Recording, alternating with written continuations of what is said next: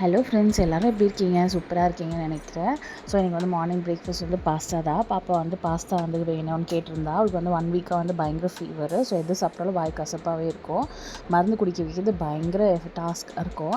வெளியில் தூக்கிட்டு போய் குடிப்பாட்டினாலுமே வாமிட் எடுத்துருவா. உள்ளேயுமே ஃபுல் வாமிட்டு. என்ன பண்ணுறதுன்னு தெரியல. மெடிசன் உள்ளே போனால் ஃபீவரும் சரியாகாது, காஃபும் சரியாகாது. சரி யோசிச்சு அதுக்கப்புறம் ஃபைனலாக ஒரு ட்ரிக் கண்டுபிடிச்சேன். ஸோ ஃபீவர் இருக்கும்போது தம்பிக்கிட்ட போகாதுன்னா இப்படி போய் அவனுக்குமே ஃபீவர் வர வச்சாச்சு. ஸோ சின்ன பசங்க இல்லையா, என்ன சொன்னாலுமே வந்து அவங்களுக்கு வந்து அது தெரியாது. அதனால் முடிஞ்ச அளவுக்கு 2 பேரும் டிஸ்டன்ஸில் வச்சுட்டே இருந்தோம். ஆனால் என்னென்னா தம்பிக்கு ஃபீவர் வந்து கண்ட்ரோலே ஆகலை. திருப்பி பேக் டு பேக் ஒரு வாரமாக 2 பேரையும் ஹாஸ்பிட்டல் கூட்டிகிட்டு போயிட்டு வந்தால் நம்ம வீடே பேஷண்ட் வார்டு மாதிரி ஆகிட்டு இருந்துச்சு. ஸோ வீடுமே ரொம்ப எப்படி சொல்கிறது, பசங்க ஓடிட்டே இருப்பாங்க. 2 பேரும் இப்போ சுருண்டு சைலண்ட்டாக படுக்கும்போது ஒரு மாதிரி இருக்குது.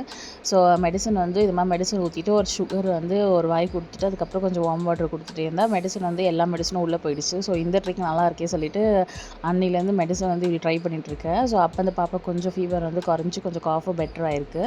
ஸோ தம்பி ஆல்ரெடி ரொம்ப முறிங்கிட்டே இருந்தால் போய் எங்கே பாருங்க நோண்டிட்டு அவனை அழ வச்சுட்டு ஓடியாச்சு. அவன் அழும்போது பக்கத்துலேயே வர மாட்டான்.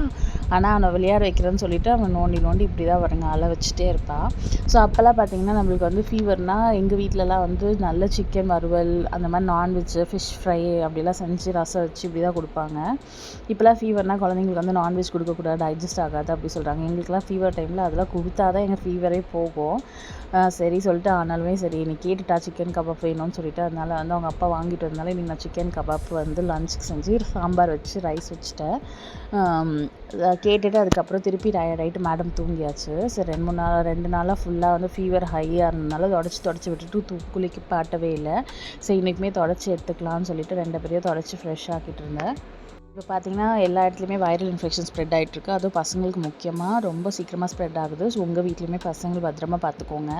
ஸோ நம்ம வீடுனே இல்லை, வெளியில் ஒரு ஸ்கூல் போகிற இடமோ இல்லை வெளியில் சும்மா ஃப்ரெண்ட்ஸ் கூட விளையாடும் போதுமே டக்குன்னு வந்து ஸ்ப்ரெட் ஆகுது. அதனால் கொஞ்சம் கவனமாக வச்சுக்கோங்க. முடிஞ்ச அளவுக்கு வீட்டுக்கு வந்தோடனே கை காலெலாம் வாஷ் பண்ணிவிட்டு, ஏன்னா ஒரு குட்டீஸ்க்கு வந்துச்சுன்னா இப்போல்லாம் இன்னொரு குட்டீஸ் வீட்டில் இருக்கும்போது டக்குன்னு 2 பேருக்குமே வந்துடுது. ஸோ யாரை பார்க்குறது யாரை விடுனே தெரில, மாற்றி நைட்டு பகல்னு சொல்லிட்டு மொத்தமாக தூக்கமே போச்சு.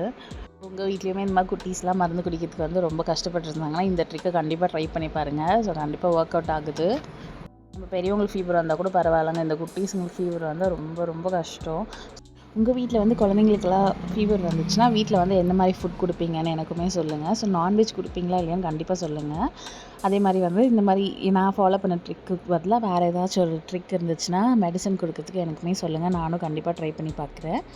தேங்க்ஸ் ஃபார் வாட்சிங். அடுத்த vlogல பார்க்கலாம். கபாப்போட ரெசிபி நாளைக்கு போஸ்ட் பண்ணுறேன். டாட்டா பாய்.